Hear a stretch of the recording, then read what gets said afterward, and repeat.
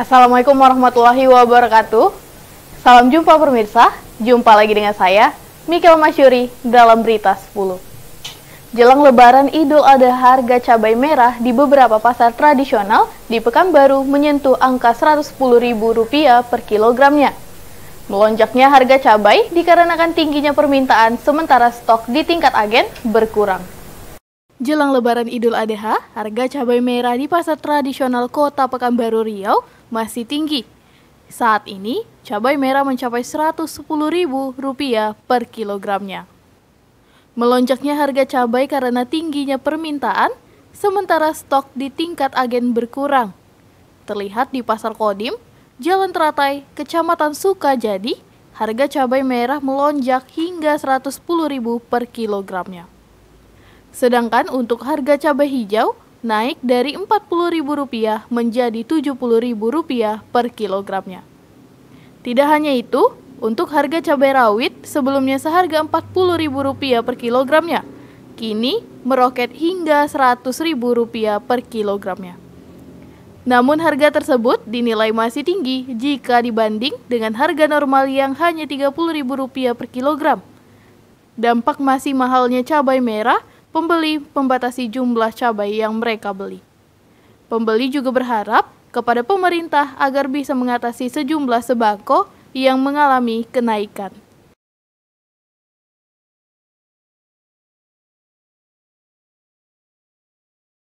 Tim Riau Raya TV melaporkan.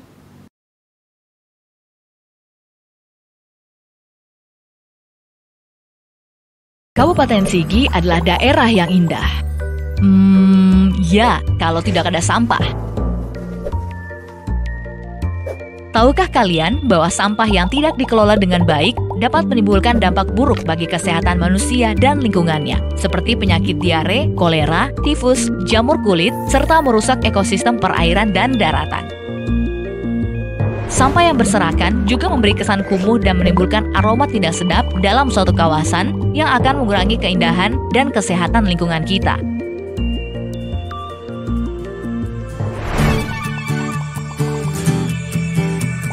Jika produksi sampah terus dibiarkan tanpa pengelolaan yang baik, maka keberlangsungan kehidupan manusia, alam, serta flora dan faunanya juga akan terancam. Karena itu, dibutuhkan gerakan bersama untuk menjaga kebersihan lingkungan kita dengan cara menggunakan metode 3R, yakni reduce, reuse, dan recycle.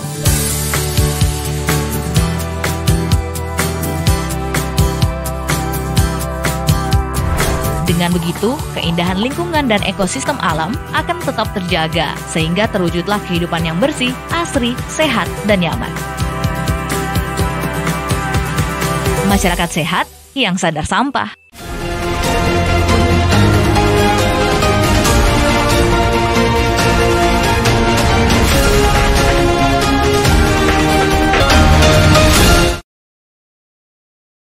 Polres Indragiri Hilir melaksanakan pelaksanaan upacara Hari Bayangkara ke-76 di tahun 2022 melalui Zoom meeting bertempatan di lapangan Apel Mapolres Kabupaten Indragiri Hilir yang dilaksanakan secara serentak se-Indonesia. Upacara virtual Bayangkara ke-76 yang dipimpin langsung oleh Presiden Indonesia Joko Widodo di Akademi Kepolisian Semarang. Turut diikuti Kapolres Indragiri Hilir AKBP Dian Setiawan dan Dim 0314 Inhil, Letkol Arhanud M. Nahrudin, Rosyid Bupati Inhil HM Wardan, dan unsur Forkopimda serta undangan lainnya.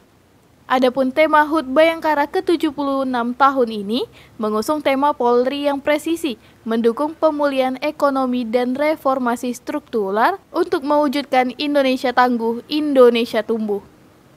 Kapolres Indragiri Hilir AKBP Dian Setiawan mengatakan, kegiatan Hari Bayangkara ini dilaksanakan secara serentak pada 5 Juli tahun 2022. Kapolres Inhil juga memberikan penghargaan kepada personel Polres Inhil yang berprestasi. Pemberian penghargaan kepada pemenang lomba kebersihan Mako Polsek, serta pemberian hadiah dan piagam penghargaan kepada pemenang lomba fotografi Polres Inhil dalam rangka Hari Bayangkara ke-76. Pada pagi hari ini, kita Polri seluruh Indonesia melaksanakan perayaan hari puncaknya, yaitu upacara dalam rangka memperingati Hari Bayangkara yang ke-76. Adapun pelaksanaan ini dilaksanakan secara virtual yang terpusat dipimpin oleh Presiden RI, dilaksanakan di Akpol. Alhamdulillah pada kegiatan hari ini dapat berjalan dengan lancar dan dilanjutkan dengan acara syukuran Hari Bayangkara.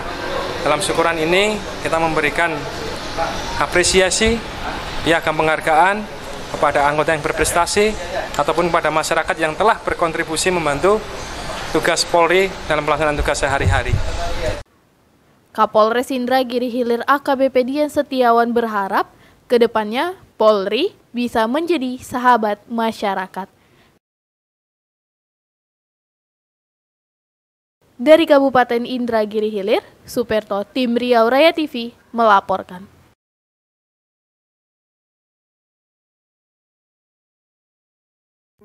Kita sudah sering mendengar yang namanya HIV dan AIDS. Lalu apa itu HIV dan AIDS? HIV atau Human Immunodeficiency Virus adalah virus yang merusak sistem kekebalan tubuh dengan menginfeksi dan menghancurkan sel CD4. Gejala HIV dibagi dalam beberapa tahap. Tahap pertama adalah tahap infeksi akut dan terjadi setelah seseorang terinfeksi HIV. Pada tahap ini, sistem kekebalan tubuh orang yang terinfeksi membentuk antibodi untuk melawan HIV. Pada banyak kasus gejala pada tahap ini muncul 1-2 bulan setelah infeksi terjadi. Penderita umumnya tidak menyadari telah terinfeksi HIV. Hal ini karena gejala yang muncul mirip dengan flu serta dapat hilang dan sembuh. Perlu diketahui pada tahap ini jumlah virus di aliran darah cukup tinggi. Oleh karena itu penyebaran infeksi lebih mudah terjadi pada tahap ini. Gejala yang muncul pada tahap ini adalah demam, sariawan, muntah, dan kepala pusing. Setelah beberapa bulan, infeksi HIV memasuki tahap laten. Infeksi pada tahap laten dapat berlangsung hingga beberapa tahun. Pada tahap ini, virus HIV semakin berkembang dan merusak kekebalan tubuh.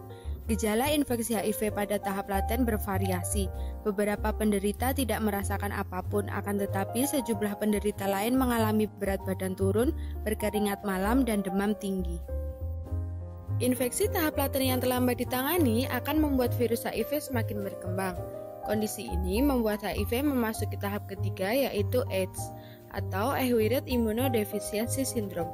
Selama berlangsung tahap ini, di dalam kelenjar limfa terjadi replikasi virus yang diikuti kerusakan dan kematian SDF karena banyaknya virus. Pada tahap ini terdapat peningkatan virion di dalam sirkulasi sistematik. Respon imun tidak mampu mereda jumlah virion yang berlebihan, sementara limfosit semakin tertekan karena intervensi HIV yang semakin banyak. Ketika penderita memasuki tahap ini, sistem kekebalan tubuh sudah rusak parah, sehingga membuat penderita lebih mudah terserang infeksi lain.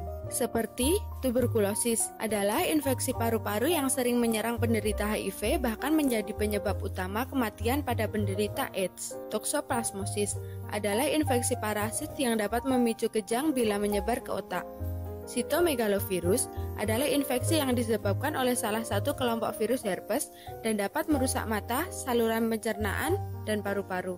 Candidiasis adalah infeksi jamur Candida yang menyebabkan ruam pada sejumlah area tubuh. Meningitis Cryptococcus adalah peradangan pada selaput otak dan tulang belakang yang disebabkan oleh jamur. Wasting syndrome merupakan kondisi ketika penderita AIDS kehilangan 10% berat badan. HIV-associated nephropathy adalah peradangan pada saringan ginjal. Gangguan neurologis, meski AIDS tidak menginfeksi sel saraf, akan tetapi penderita AIDS dapat mengalami sejumlah kondisi seperti depresi, mudah marah, bahkan sulit berjalan. Lalu apa penyebab seseorang bisa terjangkit HIV dan AIDS? AIDS disebabkan oleh HIV. HIV yang masuk ke dalam tubuh akan menghancurkan sel CD4. Sel CD4 adalah bagian dari sel darah putih yang melawan infeksi. Penularan HIV terjadi melalui berbagai cara, antara lain hubungan seks, jarum suntik, dan transfusi darah. Lalu apa obat untuk HIV dan AIDS? Saat ini belum ada obat yang dapat menyembuhkan HIV, namun ada obat yang dapat memperlambat virus. Jenis obat tersebut adalah antiretroviral atau ARV. ARV bekerja dengan menghilangkan unsur yang dibutuhkan HIV untuk menggandakan diri dan mencegah virus HIV menghancurkan sel CD4. Sampai saat ini belum ada vaksin yang dapat mencegah HIV. Meskipun demikian, infeksi dapat dicegah dengan beberapa langkah. Langkah pertama, hindari berhubungan seks lebih dari satu pasang. Yang kedua, gunakan kondom saat berhubungan seks. Dan yang ketiga, bagi para pria disarankan untuk bersunat untuk mengurangi resiko terinfeksi HIV. Ayo lindungi diri kita dari HIV dan AIDS.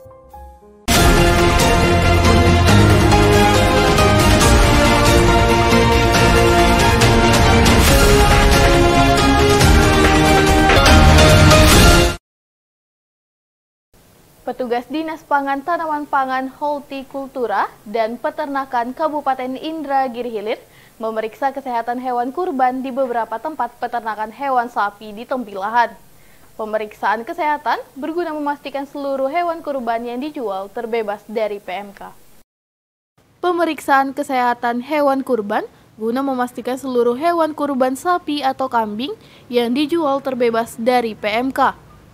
Petugas Dinas Pangan Tanaman Pangan Hortikultura dan Peternakan Kabupaten Indragiri Hilir memeriksa kesehatan hewan kurban di beberapa tempat peternak hewan sapi di Tempilahan.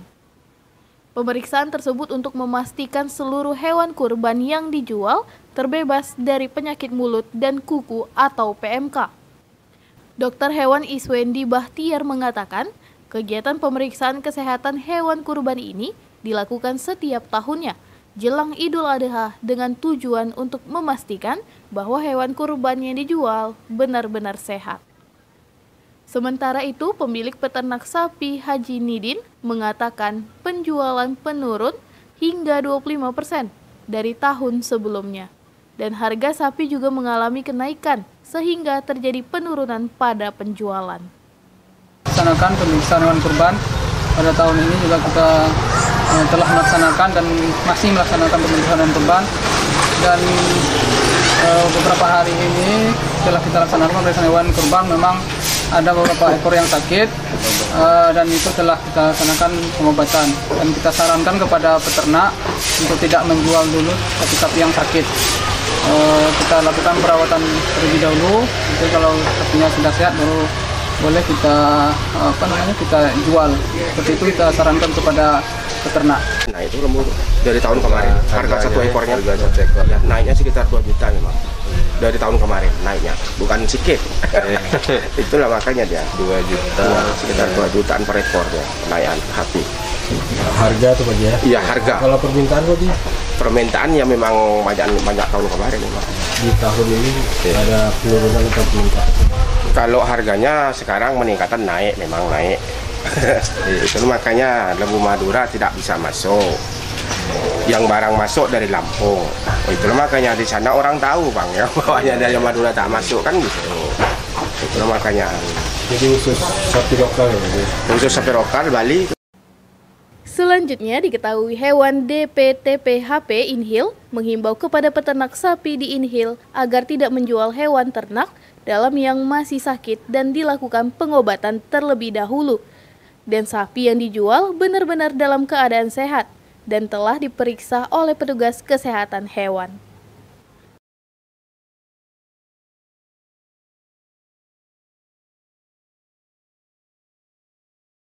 Tim Riau Raya TV melaporkan.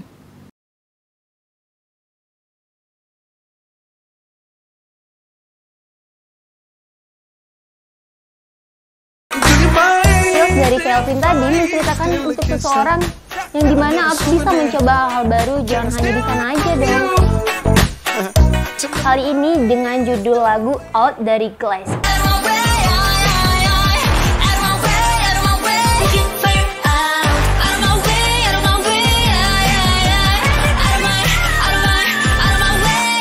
Daripada itu, jangan kemana-mana, tetap saksikan terus musik kita.